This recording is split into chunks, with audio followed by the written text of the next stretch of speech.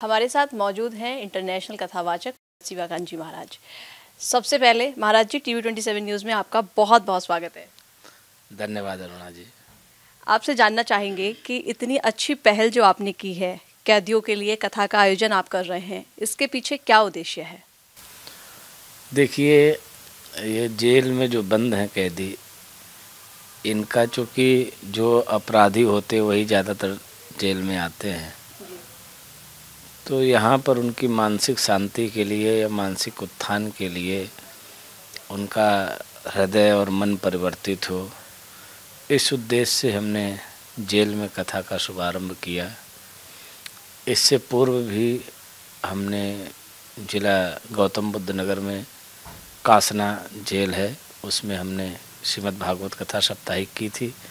उसके बाद में वहाँ जेल प्रशासन का कहना है बहुत बड़ा परिवर्तन हुआ। अंदर कैदी जो झगड़ा करते थे उन लोगों ने झगड़ा करना बंद हो गया और आपसी सौहार्द अंदर बढ़ गया। जो पक्ष विपक्ष दोनों पार्टियां बंद रहती थी, काफ़ी हद तक कासना जेल में लोगों ने समझौता कर लिया अंदर ही अंदर, और बाहर जा कर के सब उनके काफ़ी लोगों का समझौता हो गया और छूट गए कैदी। महाराज जी, जैसे आपने कहा कि कासना के अंदर जो बदलाव देखने को मिला, आपको उम्मीद है कि इस कथा के बाद यहाँ के कैदियों में भी बदलाव देखने को मिलेगा? क्योंकि 4 तारीख से ये आयोजन शुरू हो रहा है और आज समापन की ओर है, तो इतने दिनों में जो ये बीच का जो दिन रहे हैं, इसको देखते हुए आपको लगता है कि इन कैदियों के अंदर भी बदलाव देखने को मिलेगा? जी, जो जिला बागपत के प्रशासनिक जज हैं high court justice Shri Anish Kumar Gupta ji, कल वो भी कथा में पधारे थे। डिस्ट्रिक्ट जज साहब भी, SPDM वगैरह सभी लोग थे। तो जेल प्रशासन से उनकी बात हो रही थी कि क्या सुधार, क्या लग रहा है कथा से। तो वो लोग बता रहे थे कि यहाँ भी प्रतिदिन 15-20 लोगों की हमें सुनवाई करनी पड़ती थी कि भाई आपस में क्यों लड़े, क्या हुआ। बोले वो सारे झगड़े यहाँ बंद हैं और सब में आपसी सौहार्द देखने को मिल रहा है, कोई उच्छृंखलता नहीं, और सब जो भी जिन्होंने अपराध किया है वो सब प्रायश्चित कर रहे हैं कि आगे से हम ऐसा नहीं करेंगे। आपसे ये जानना चाहेंगे कि आपको ये लगता है कि इस कथा के आयोजन से कैदियों के जीवन में तो प्रभाव पड़ेगा ही, लेकिन समाज के नज़रिए से अगर देखा जाए उस पर भी प्रभाव पड़ेगा? देखिए, समाज के जो लोग ये जान रहे हैं कि जेल में कथा हो रही, जो लाइव के माध्यम से सुन रहे हैं, उनको भी बड़ा अचंभा लग रहा है और उनको भी बहुत इससे परिवर्तन लग रहा है कि कारागार में भगवान की कथा हो रही है। जब वहाँ के लोग सुधर सकते हैं, क्योंकि कारागार में अपराधी ही ज़्यादातर होते हैं, तो वो लोग जब सुधार कर रहे हैं, सुधर रहे हैं, तो हम लोगों में तो और बड़ा अचीवमेंट या सुधार होना चाहिए। आपके हिसाब से कैदियों के अंदर आध्यात्म के अलावा और किन चीज़ों में ज़रूरत है सुधार की? आध्यात्मिक मानसिक उन्नति होनी चाहिए और शारीरिक भी उन्नति, जो अच्छा पोषण होना चाहिए कारागार में, और विशेषकर जो नवयुवक हैं उनके लिए भी ये प्रेरणा है कथा। भाई भाई के प्रति अकारण लड़ जाते हैं लोग, जीवन में सब मिल सकता है लेकिन सहोदर भाई नहीं मिल सकता है। भाई भाई के लिए कतई नहीं लड़ना चाहिए। वो लोग लड़ते हैं जिन्होंने रामचरितमानस का अध्ययन नहीं किया। हम तो ऐसी भी योजना बना रहे हैं कि कैदियों को रामचरितमानस और गीता प्रोवाइड करें। जो लोग हिंदी पढ़ सकते हैं वैसे तो वो लोग अपना गीता पढ़ करके या रामचरितमानस का पाठ करके उसमें जानें कि क्या सही मार्गदर्शन क्या है। आपको लगता है महाराज जी कि अगर जेलों के अंदर नियमित रूप से कथाओं का आयोजन किया जाए तो क्या अपराध दर में भी कमी आएगी, देखने को मिलेगा ऐसा? हाँ, बिल्कुल अपराध दर में कमी आएगी यदि नियमित ऐसे आयोजन होते रहे, धार्मिक आयोजन, क्योंकि उसमें सिर्फ शिक्षा ही दी जाती है कि आप बुराइयों से दूर रहिए, आप ऐसा कोई अपराध मत करिए, आपकी छवि खराब हो ऐसा कोई काम ना करिए, भूल कर भी कोई भूल हो ना। मतलब इस विचार से चलिए कि भूल करके भी कोई भूल ना हो। जब इस तरीके से चलेंगे तो अपराध कम हो जाएगा। जेल में आजकल देखने को मिलता है युवा कैदी सबसे ज़्यादा, और कहीं ना कहीं समाज में भी ये एक गलत मैसेज है कि आजकल के जो बच्चे हैं छोटी छोटी चीज़ों के लिए झगड़ा करके और यहाँ तक उनको एक सफ़र तय करना पड़ जाता है। उन युवा कैदियों के लिए क्या कहना चाहेंगे? उन युवा कैदियों के लिए यही कहना चाहूँगा कि इतनी जल्दी उत्तेजित ना हो, धैर्य और गंभीर होना चाहिए, समुद्र की तरह होना चाहिए। ये अभी नए लोग हैं, इनको बहुत आगे जाना है, बहुत कुछ करना है तो इसलिए इतनी जल्दी उत्तेजित होकर के कोई विवाद न करें। विवाद हमेशा पीछे लोगों को ले जाता है, इसलिए उनका जीवन खराब होता है। विवादों से दूर रहें, यही नवयुवकों के लिए मैं कहना चाहूँगा। और सबके लिए है, कोई भी विवाद न करे, विवाद अच्छी बात नहीं है। अब आपका जो ये आयोजन यहाँ हो रहा है, क्या ऐसा भी है कि इसमें महिलाएं कैदी भी आपको देखने को मिली हैं? हाँ, महिलाओं की पंक्ति होती है, पुरुषों की पंक्ति होती है। महिला भी पंक्ति बंदी बैठते हैं, पुरुष भी, और बड़े उत्साहित हैं बंदी। कह रहे मेरे जीवन का पहला चांस है। बहुत लोग आजीवन कारावासी हैं, बहुत वैसे कि कभी ऐसा मौका नहीं मिला। कल मैं कथा कर रहा था तो सब रो रहे थे। आज विदाई है, कथा की कथा है, तो बड़े भावुक हैं। पूरा अंदर माहौल बड़ा, कथा विश्राम का दिन है तो बड़े भावुक हैं सभी लोग। आने वाले दिनों में अभी 2 से 3 दिन के बाद होली का भी आयोजन है। होली का भी त्यौहार आने वाला है।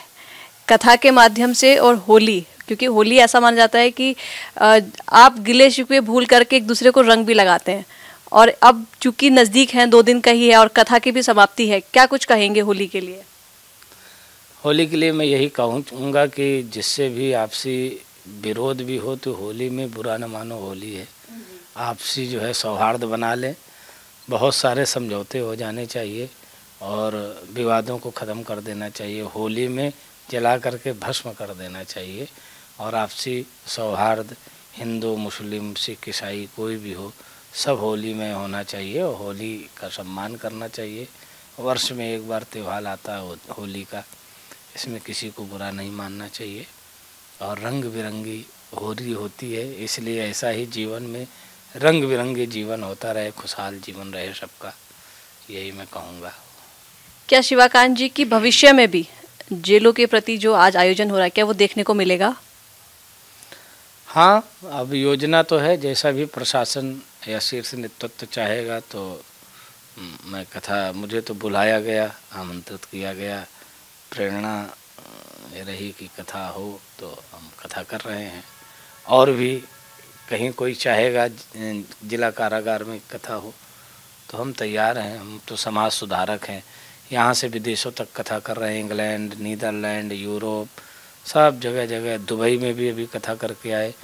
तो हम तो समाज सुधारक के लिए निकले ही हैं, जो हमसे बन सकता है समाज के लिए दायित्व है हमारा, अच्छी बातें कहना, अच्छा काम करना, तो वो हम कर रहे हैं। तो कहीं ना कहीं समाज की मनोदशा पे भी इस कथा का आज फर्क पड़ने वाला है समाप्ति की ओर आज हमें। और जो लोग वहाँ आए हैं वो क्या मैसेज लेकर के गए हैं? जैसे आपने कहा कि कल तो हाई कोर्ट के जस्टिस भी आए थे। हाँ, यही संदेश लेके गए कि एक अच्छा, वो भी बड़ी प्रशंसा कर रहे थे कथा और जेल के प्रशासन की और वहाँ की व्यवस्थाओं की। बंदियों को भी अब 7 दिन हो गए, कथा 7वां दिन है, सुनाते सुनाते अब कोई लगते नहीं कि कोई बंदी है, सब भक्त लगते हैं, बिल्कुल भक्ति में रमे हुए हैं, सब थिरकने लगते हैं भजन में।